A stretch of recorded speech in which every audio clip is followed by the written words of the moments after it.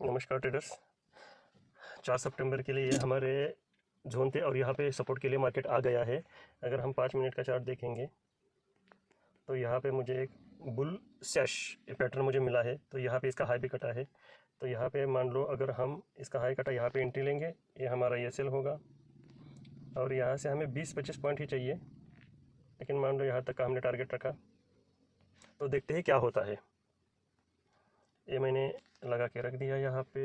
1 minute, entry point इसने काटा, यहाँ पे एंट्री हो गया एक्टिवेट। तो ठीक है, देखते हैं अब क्या होता है। मुझे यहाँ पे सपोर्ट पे 5 मिनट के चार्ट पर एक पैटर्न मिला हुआ है, वहाँ से बाइंग के लिए एंट्री है। लेकिन इतना टारगेट तो मैं नहीं रखता, मुझे 20-25 पॉइंट ऑप्शन में मिल जाएंगे तो भी चलेगा, लेकिन ठीक है देखते हैं। अभी इसको मैं ऐसे ही रख देता हूँ और वीडियो अभी बंद कर देता हूँ, बाद में देखता हूँ कहाँ तक गया, ये सेल हिट हुआ या टारगेट हिट हुआ। Thank you. तो ओके ट्रेडर्स, ये है हमने प्लान किया था आज का ट्रेड सपोर्ट पे। यहाँ पे जो हमने प्लान किया था बुलिश शैश के ऊपर, हमने बाइंग की तरफ प्लान किया था। एंट्री भी एक्टिवेट हो गई थी, लेकिन इसका एसएल हिट हो गया है आज, यानी कि मार्केट ने यहाँ पर सपोर्ट अच्छी तरह से नहीं लिया और हमने जो ट्रेड प्लान किया था उसका आज एसएल हिट हो गया है, यानी कि आज एसएल डे है। स्टॉप लॉस आज हमारा हिट हो गया है। तो ये हमारा आज का एक पहला ट्रेड था और आखिरी भी ट्रेड यही होगा। इसके बाद अब कोई भी ट्रेड नहीं होगा। तो मुझे लगता है यहाँ पे मार्केट साइडवेज भी हो सकती है। तो आज ठीक है, हमारे सपोर्ट जहाँ पे सपोर्ट ले रहा था मार्केट, यहाँ पे ये सिलेक्ट हो गया। आज का रिजल्ट यही है। तो इसके बाद अभी ट्रेड शायद नहीं होगा हमारा। आज के लिए एक ट्रेड काफ़ी है। Thank you. तो ये था आज का हमारा ट्रेड प्लान, जो हमारे सपोर्ट या रेजिस्टेंस के ऊपर, हमारे जोन के ऊपर हमने प्लान किया हुआ था, जो कि आज ये सिलेक्ट हो गया। तो अब है, अब 3:30 बज चुके हो गए हैं और ये आज का मार्केट भी निफ्टी 50 क्लोज हो गया है। और आइए है हमारे आज के दिन के जोन, जहाँ पर निफ्टी ने काम किया हुआ है। तो आज हम देखेंगे, मार्केट क्लोज हो गया तो आज हम देखेंगे यहाँ पर कैसे मार्केट ने रिएक्ट किया हुआ है हमारे जोन के ऊपर। तो सबसे पहले मार्केट ने यहाँ पर इस जोन में सपोर्ट लेने की कोशिश की। अगर आप देखेंगे, ये है 15 मिनट के कैंडल, 1 2 3 4 5 6 7, ये पहले 7 कैंडल है, यानी कि लगभग 1.5 घंटा मार्केट ने यहाँ सपोर्ट लेने की कोशिश की है। लेकिन हमारे ये जो सपोर्ट लेने की कोशिश की, यहाँ पे वायर्स नाकाम हो गए हैं। इसकी यहाँ पर इसी वजह से हमारा एक एसएल भी हिट हो गया है। लेकिन इसके बाद यहाँ पे इस कैंडल ने इस हमारे जोन को ब्रेक डाउन किया है। तो इस जोन पर 2 चीज़ें हो गई आज हमारे, सपोर्ट भी हुआ और उसका ब्रेक डाउन भी हुआ। तो इस सिचुएशन में हम ट्रेड प्लान कैसे करते हैं?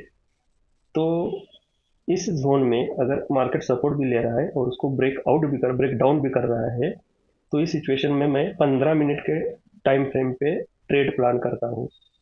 और उस 15 मिनट के कैंडल के जो सपोर्ट होगा, लेकिन उस 15 मिनट के टाइम फ्रेम में मैं कोई भी कैंडल स्टिक का पैटर्न नहीं देखता हूँ। वो जो सपोर्ट लेने वाली कैंडल है, ब्रेकआउट या ब्रेकडाउन करने वाली कैंडल है, उसके हिसाब से मैं ट्रेड प्लान करता हूँ। तो ये 2 थ्योरी है मेरी, सपोर्ट के ऊपर या रेजिस्टेंस के ऊपर ट्रेड लेने की। जो एंट्री प्लान है वो अलग अलग टाइम फ्रेम पे, अलग अलग सिचुएशन पे होती है।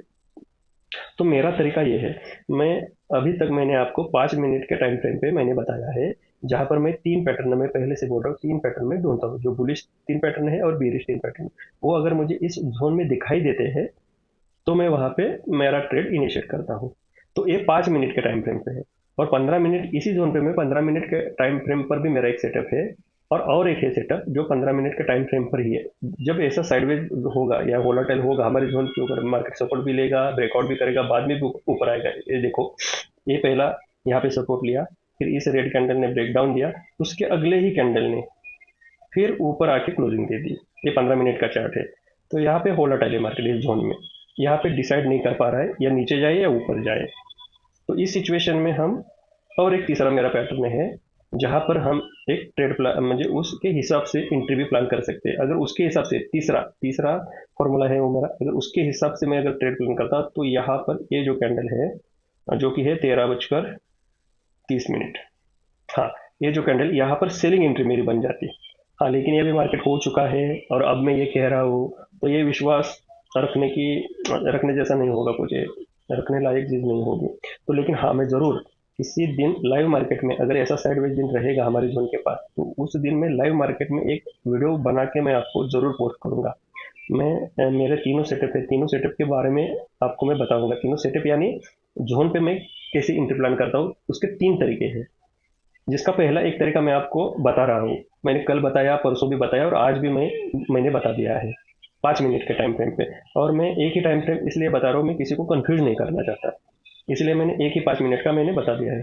लेकिन अगर किसी को 15 मिनट के टाइम फ्रेम पर भी कैसे मैं इनिशिएट कर ये चाहिए होगा, तो प्लीज़ कमेंट करना कि 15 मिनट के टाइम फ्रेम पर कैसे ट्रेड, एक कमेंट करना, मैं एक वीडियो बना के जरूर पोस्ट करूंगा। ऐसे ऐसे कभी ऐसा दिन होगा, उस दिन में लाइव ही बताऊंगा, मैं मार्केट होने के बाद भी नहीं, लाइव जब चल रहा होगा तभी मैं बताऊंगा।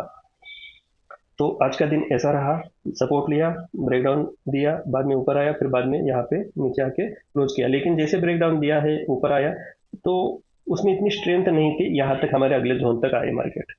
यानी कि सेलर ज़्यादा स्ट्रांग नहीं है, या आज बायर स्ट्रांग है।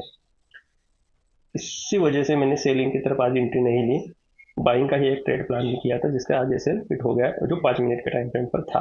लेकिन अगर मैं 15 मिनट के इसी इसी दिन में 15 मिनट के टाइम फ्रेम पर अगर देखूं, तो आज के दिन मेरा बाइंग के लिए कोई भी एंट्री नहीं इनिशिएट होती, सिर्फ सेलिंग के लिए एंट्री इनिशिएट होती, जो कि 2 या 2:15 बजे के बाद होती, जहां पर मुझे 20-25 पॉइंट चाहिए थे, लेकिन वहां पे मार्केट ने 70 पॉइंट की मूव की है। ऑप्शन में 70 पॉइंट की मूव की है। ये जो मूव हुई है यहाँ पे, ये जो मूव हो गई है, तो यहाँ से यहाँ तक की जो मूव हुई है, 2 सवा 2 बनने के बाद, तो 70 पॉइंट ऑप्शन में मुझे मिले हैं, मुझे दिखाई दिए, मैंने ट्रेड नहीं लिया।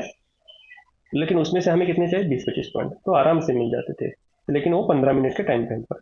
तो मैं कंफ्यूज नहीं होता हूँ और कंफ्यूज किसी को करता भी नहीं हूँ। 5 मिनट, 15 मिनट अलग अलग टाइम फ्रेम है। हाँ, 5 मिनट के ऊपर अगर हम ट्रेड प्लान करते हैं, तो हमारी अर्ली एंट्री होती है, एंट्री थोड़ी जल्दी होती है और हमें मैक्सिमम प्रॉफिट मिलता है, मैक्सिमम ऑप्शन में पॉइंट ज़्यादा मिलते हैं। ये एक बेनिफिट है छोटे टाइम फ्रेम का। लेकिन उसका एक डिसएडवांटेज भी है, हमारे एसएल ज़्यादा हिट होते हैं। और बड़े टाइम फ्रेम का एक बेनिफिट यह है कि ट्रेड जो बनते हैं बड़े टाइम फ्रेम में, मान लो 15 मिनट पे ट्रेड बन रहा है, तो उसकी एक्यूरेसी बढ़ती है। हमारे टारगेट की तरफ ट्रेड लेने के बाद टारगेट की तरफ जाने के चांसेस बढ़ जाते हैं। लेकिन उसका एक डिसएडवांटेज है कि बड़ी कैंडल होने की वजह से हमारे एसएल बड़े होते हैं, लेकिन हिट होने के चांसेस कम हो जाते हैं। तो एक एडवांटेज भी है, एक डिसएडवांटेज भी है दोनों टाइम फ्रेम में। लेकिन मुझे बड़े टाइम फ्रेम में काम करना बहुत अच्छा लगता है।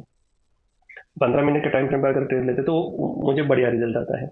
और मुझे ज़्यादा पॉइंट नहीं चाहिए, मुझे 20-25 पॉइंट चाहिए, उससे बहुत बहुत अच्छा रिजल्ट मिलता है। अगर मान लो 20 पॉइंट भी अगर हम दिन के निकाल लेते हैं एक लॉट पे, तो हमें 10% का रिटर्न मिलता है। अगर 10% के अगर 10 हमारे ट्रेड भी एक महीने में हो जाते, तो हमारा 100% रिटर्न हो जाता है। ये कैलकुलेशन की बात है, ठीक है, वो किसी अगले दिन अगले किसी वीडियो में हम बात करेंगे। लेकिन ठीक है, आज के दिन क्या हुआ, हमारे जोन ने काम किया। मैं कहूँगा मेरे हिसाब से, जैसे मैं रोज देखता हूँ, तो हाँ, बहुत अच्छा मेरे जोन ने काम किया हुआ है, जिस तरीके से मैं इसको देखता हूँ। तो बहुत बढ़िया रिजल्ट था आज का। आज भी जोन ने बहुत अच्छी तरह से काम किया है। तो आज के लिए इतना ही। थैंक यू, शुक्रिया।